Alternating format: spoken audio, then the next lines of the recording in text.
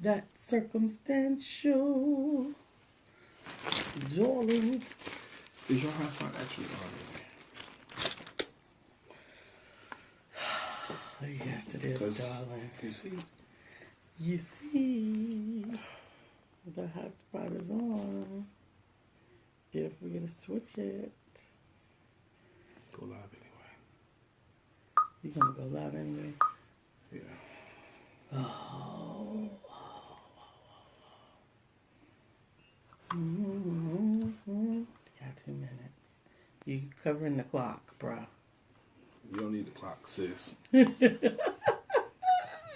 Why don't I need the clock? You're not a clock watcher. I have to make the music at 9:29, and a certain amount of seconds. Get my shirt unbuttoned. Is that your disco fever? Get my sexy on. Good please. morning, Cousin William. Good morning, William Spain. How you doing? Whalebone in your sexy collar open. You're giving them all those things. Giving them that, okay. All those things. All those things. Mm-hmm. It's 8:58. We are giving people a chance to join on.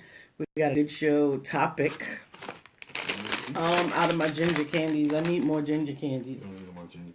I love them. I put them in my tea. I don't drink coffee. I put them in my tea. Coffee is gross. Coffee would be great for you if you did.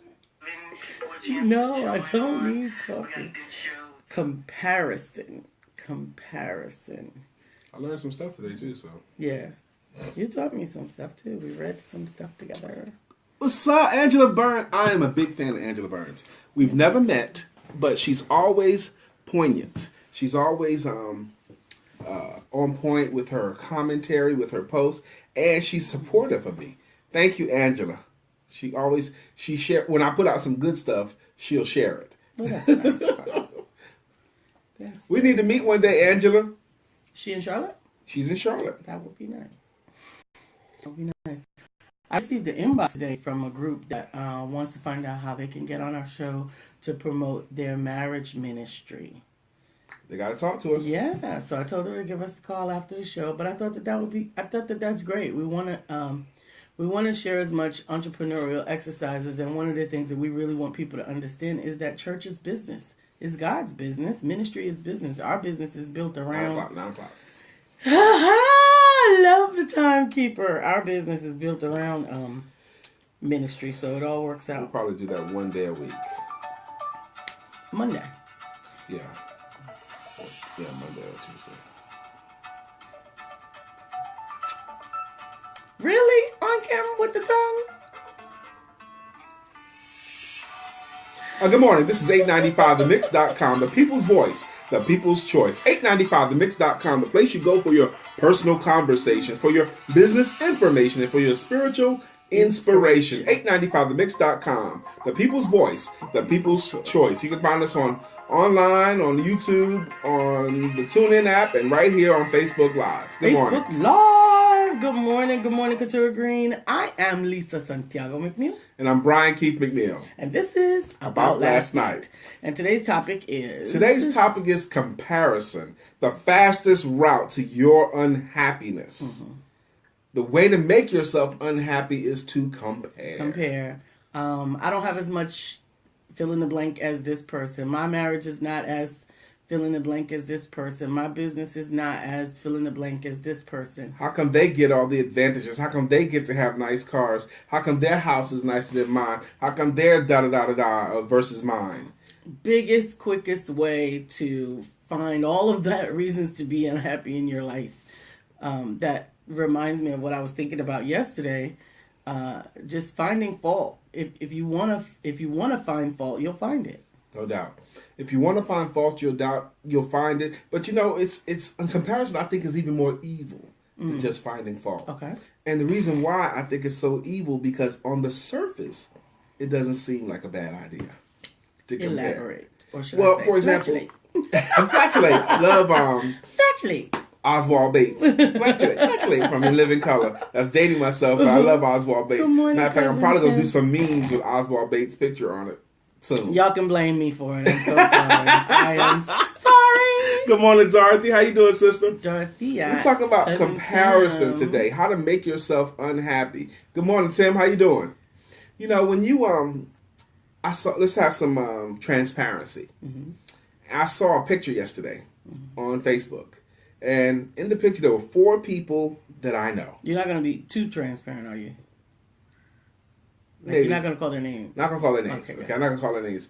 4 people that I know at an event for speakers, and I happen to know that I'm way better than 3 of them at my game, and one of them is probably He's good. very good. Yes, I'm way better, but they were on the platform and I wasn't, and I had a moment. I'm like, really? These dudes on the platform and I'm not on this particular event, and I should have been, and I didn't like that feeling. Okay, Yeah.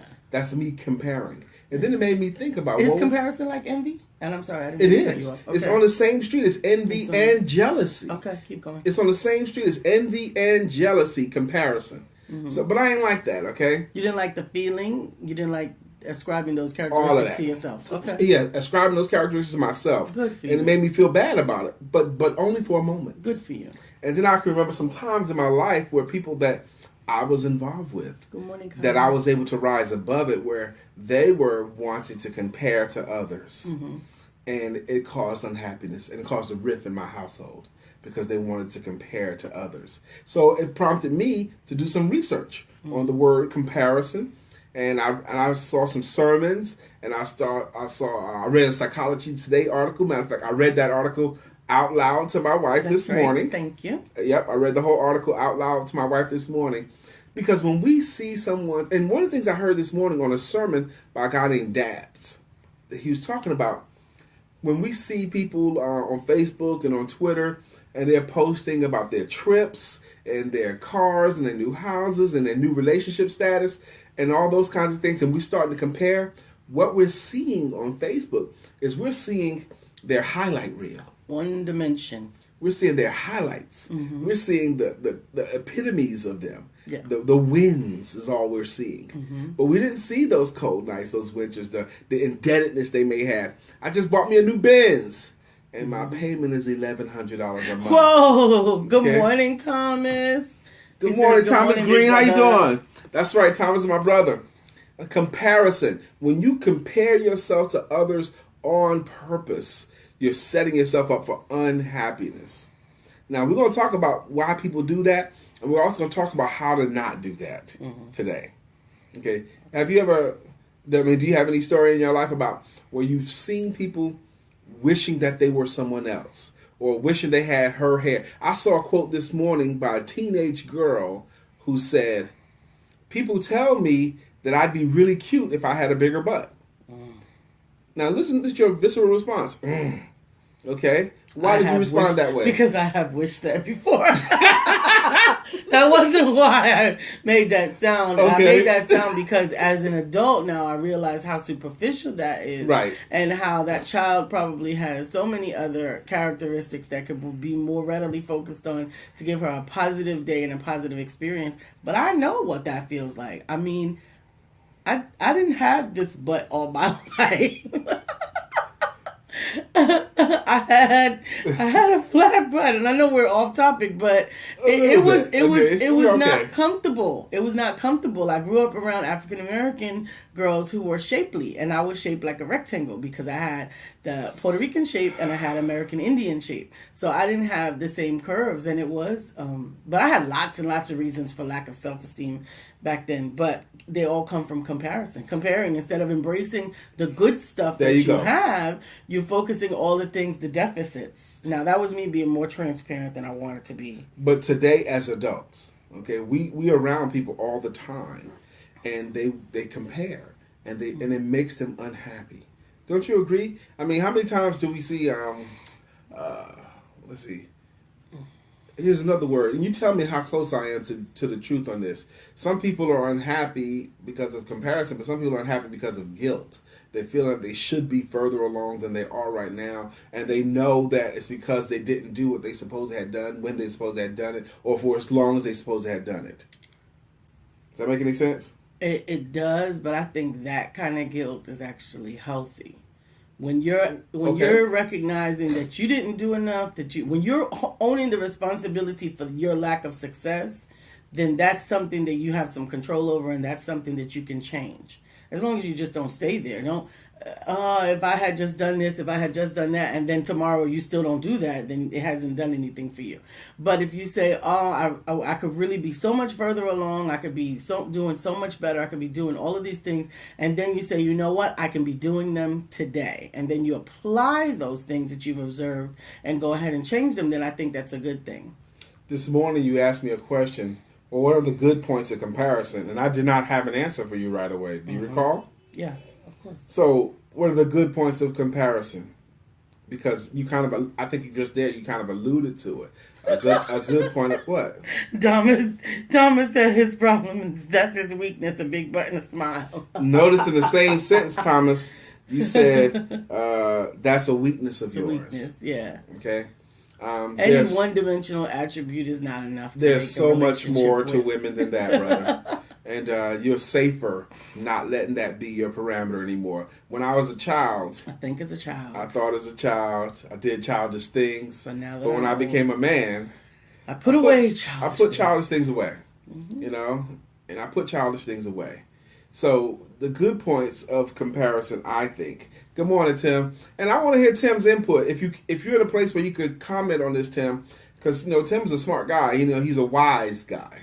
I mean, not smart ass. I mean, like his life has taught him some lessons, and he comes across as wise because he's paying attention. Tim can be a smart ass too, but he is a wise guy. Yes. But I think a good place where comparison could be helpful is when it spurs you to speed up, or it spurs you to work harder, or it spurs you to do more. So healthy competition. Mm-hmm. Healthy competition. We want to beat that team, or I want to beat him in a boxing match. Yeah. Okay. I think I prefer healthy competition over jealousy. Okay. In that, and I even frame it differently. So it's not envy is wanting what somebody else has that belongs to them. I think if I'm gonna trying to make the definition. Okay. And that's not what I want. What God has for me is for me. What I want is everything that God has for me. Even if it looks like what they have, I still want mine. I want what he set aside for me. I don't want yours. I don't want, if I see you in a... Tim. I'm talking to you. Yes, I don't want to say, oh, that should be me, meaning that it shouldn't be you. That's not what it means. It means that I need to do what I need to do in order to have my version of that success. Right. Your version of that success. And I think that trips people up because they don't know what their version of success is. And they forget how great they are. Yeah. Matter of fact, Thomas and I had a phone conversation yesterday, and we was talking about, when people are woe is me and things are so bad, mm-hmm. and then they meet someone whose situation is 3 times worse than theirs. And I said to Thomas, and he'll recall this, people feel bad for the man with no shoes until they see the man with no feet. Mm-hmm. There are many, many people, no matter how dire your situation is right now, they will switch places with you in a heartbeat. They will switch places with you in a heartbeat because your situation is better than theirs. I am really, really stuck on this comparing yourself, your current state, to someone else's highlight reel. It's just not a fair thing to do. Mm-hmm. What about when other people are in their high season? Is that something that, first of all, there's seasons. There's seasons. You get a high after a low. Okay. You get a seed breaking through the ground after it's spent some time in the dirt. Right, so there's seasons in the dirt. In the dirt. You need the dirt for the seed to grow. The dirt, the dark, the crush of the earth. That's right. To break open the seed and start the germination process, and it grows down before it grows up. And a lot of times we don't see the down season. We see the up season. That's why everybody thinks that an overnight success happened overnight, and that person been grinding. The expression takes 15 years to make an overnight success. Yeah. We're talking this morning about comparison, the shortcut to your unhappiness. Mm-hmm. How comparison leads to, almost on purpose, you making yourself unhappy by comparison. Mm-hmm.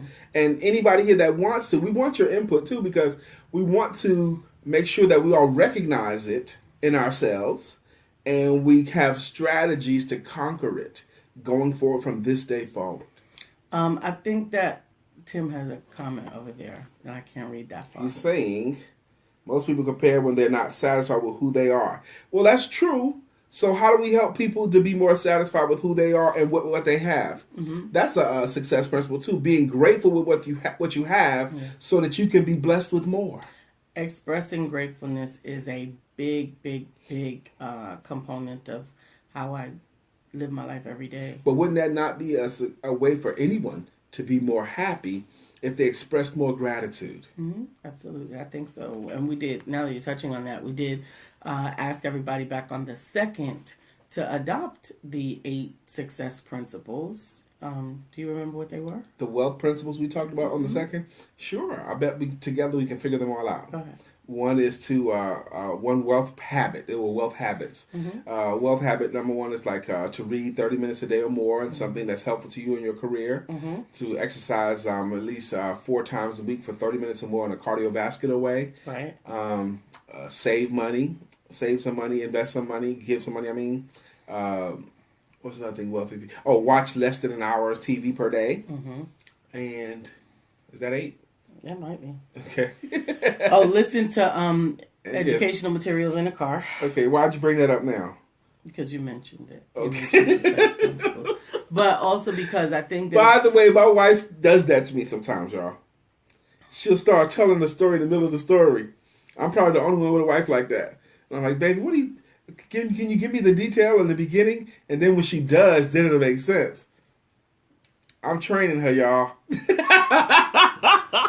Examine 3 areas: conversation, compassion, and character. What do you mean, Tim, when you say examine those 3 areas? Why do we examine those 3 areas? Are you over there breathing that I just told on you to our audience? You gonna be all right, girl. Oh, gosh. My wife is having some fun with her husband. Let me bring this up here. My wife does not like my beard, okay? She don't like it, okay? I think it's nice, and I'm going to keep it for a little while longer, too. Maybe another year, 2 years, 3 years, I don't know. But she don't like it, Why not, baby? What's wrong with my beard? I don't have a problem with your beard. I think your beard is fantastic. How come you're not getting any comments over there? What's the deal? I don't know what it is over there, but I think your beard is fine. I don't like those big old nasty beards. I'm going to try to get me a big old one. I'm going to get it thicker. Kimberly is over here. Okay, good. Thank you, Kimberly, for joining. Good morning, Kimberly Johnson. How you doing? No. All right, comparison. So we done talked about what it is. We done talked about the pain that it causes. Mm-hmm. Now, how do we solve this problem? I think we focus on self-development. Okay. I think that and what does that look like? Focusing on self-development. So the things that you find yourself consistently envious of could be something that you aspire, but that you're not taking action to implement or to implement the steps necessary to become whatever that person is. You want to become a millionaire, but you won't do anything that millionaires do. Right. Well, I want to be in great shape, but I refuse to change how I eat. Right. So you have to embrace your responsibility or your amount of the responsibility in it, and then begin to address some of those components. Thank you, Tim. Thank you, Thomas. Go ahead, baby. What did they say? What are you saying thank you for? I'm thanking them for their commentary. Like Thomas is talking about, he can take responsibility for his own actions. If I fail, I fail myself, and I had to stop blaming the world. When you stop blaming the world, so many people have said that was the beginning of the success. When they started taking full responsibility for their own happiness, full responsibility for their own successes and failures and fitness. Yeah, absolutely. When you take the more, oh my God, we say this at the men's group every time. When we're talking to these teenagers in our men's groups on the first and third Tuesdays, I find myself saying it several times in the meeting, especially when I'm addressing the teenagers. You want to take as much responsibility and as much blame for your life as possible. Stop saying it's the teacher's fault or mama's fault or your neighborhood's fault or your homeboy's fault. It's not their fault. Your stuff is based upon you want to keep as much responsibility and blame as possible because you can affect the improvement of it. If you give it all out to the rest of the world, you have no control over they improve your world. You don't want to give up that control like that. Absolutely. Couture said that she's envious of people who know exactly what they want. That's an interesting She's envious of people who know exactly. But you know what? I don't think anybody knows exactly what they want. But do we have to know exactly? I think we have an idea. You know, I know how I want my life to look, you know, and I'm going towards that. Yeah. Okay, write the vision, right? It's in my heart. Yeah. So I'm moving towards that. Tim was talking about if you spend a lot of time talking about what others have and little time helping others and no time developing who you are when no one is looking, that will make you unhappy. Boom, boom, and boom. Kimberly says she had to change her mindset first, and I think that that's key. That's critical. If you don't think as a man, I think, therefore I am. And all you have left is to compare yourself to others. Fill your life with what really matters. All blame and not some. Oh my gosh. Fill your life with what really matters. I think you were starting to talk about the things that matter. You know, the things to be grateful for. You know, the thing we have so much to be grateful for. Absolutely, we have so much to be grateful for every day, and the best way to get out of a funk is to start expressing gratefulness. Just begin to give thanks for the little. Even we say the little things. I can't create waking up in the morning. That sounds like a little thing, but if it's not for me to wake up in the morning, try as I might, I can't wake up in the morning. So, being thankful and being grateful for everything. Thomas wants you to find him a wife.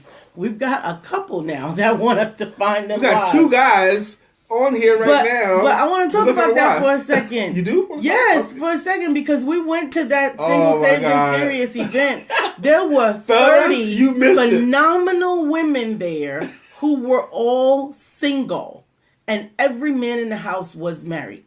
Brandon's married? Except Brandon. Okay, so he's the coordinator, but I don't know. There was like few men and all these women there. Fellas, you missed that event. Woo! Thank you, Kimberly. So a man thinketh, so is he. Yeah. So we need a collection of your email addresses and your phone numbers for the men that are single and seriously looking for a mate. Because when these events happen, when Chuck Brown does these Single Saved and Serious events, we go out because they kind of claim us as their mascot because we were single when we started out in their first documentary, and now we're married. That's right. We was on a Single Saved and Serious documentary. I did an interview for the men. My wife did an interview for the women, and we were single at the time. And now we're married. So we support them, but most of all, there's so many women 40 and up that are beautiful, that are secure, that are confident, talented, that are gifted, skills. Oh my goodness! And then they're all sitting around at this event, and there's no men to admire them. There's no men to benefit from their beauty and their wonderfulness, and they're just. It was just a garden unattended, and I would really love to see. I read quotes this morning because I was studying comparison about how women. You're not waiting on your helpmeet, Kimberly. You are the helpmeet. You're waiting on your Boaz. But you go. Kimberly's another one. Can't enjoy. This is what one woman said. What? I read it out loud to you this morning. Women hardly have a difficult time enjoying themselves when they come with a lot of other women because they could waste so much time comparing her shoe. I've never been a woman before. Yeah. Comparing outfits and shoes and hair. I hear you. Okay. I hear you. But the women that I'm around and the women that are typically in my group, when we are comparing, we're celebrating each other. So I may be like, girl, that dress is fantastic. And you do. My wife does compliment women all day. I'm with her all the time. She sees a woman with a nice outfit or a nice hairstyle, nice shoes. She will compliment her. I'll give her that. Thomas said, make sure she looks like your wife. Thank you. But there's only one me. There's only one me, so. I know what you mean, He's trying to sneak in a compliment about my wife. Is what he's trying to do. I know. And I appreciate it. I appreciate the compliment. I'm thankful that I have a husband that compliments me all the time. Sometimes I'll be like, who are you looking at? Just got up, everything looking crazy, no face on. And oh, my beautiful wife. And I'm like, oh, God, that's her name. He's a blind man. I'm going to be leading him around for years. But but I'm thankful he does. Comparison. Yes. Okay. On this feed here, my buddy Thomas, he was going for funny. Man, my weakness is big butt and a smile, okay? And because men historically compartmentalize women, you know, compartmentalize. That was an honesty moment. Oh, yeah. She's got a cute face, but Tight waist, cute face. She's got a nice body, but Butt. no, not the butt, but B-U-T, the ampersand. But da da da da da. Okay, that's what I'm trying to say. Mm-hmm. She's got all these things going on, but she broke. Okay, she's got all these kind of things going on, but she can't cook. Oh, so they look for reasons that she's not the perfect woman. Yes. Wow. And there's a thing called the left foot syndrome. Okay, she's great, but she uses her left foot too often when she walks. Okay, well, we both use our left and right foot equally. It's just looking for an excuse. That's all it is. And when you look for one, you can find one. Okay, so this whole thing about comparing women based upon, because men do it to women. Okay. Tom, I have to lean forward because I can't see that far over there. But Thomas said he's on his way back to Charlotte. Yeah, we need to find out when the next Single Saved and Serious event is. It's next because month. our goal is to get more men there. This is my commitment to my sisters. And my commitment as well.